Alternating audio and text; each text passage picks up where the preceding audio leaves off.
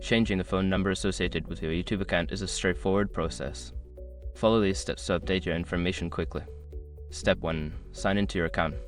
Go to the YouTube website or open the app and sign into your account using your current credentials. Step 2. Access your account settings. Click on your profile picture in the top right corner, then select Settings from the drop-down menu to access your account settings. Step 3. Navigate to account information. In the Settings menu, look for the Account section. Here, you will find options related to your account information, including your phone number. Step 4. Update your phone number. Locate the option to edit your phone number. Click on it, then enter your new phone number. You may need to verify the new number by entering a code sent to it. Step 5. Save changes. After entering and verifying your new phone number, make sure to save the changes.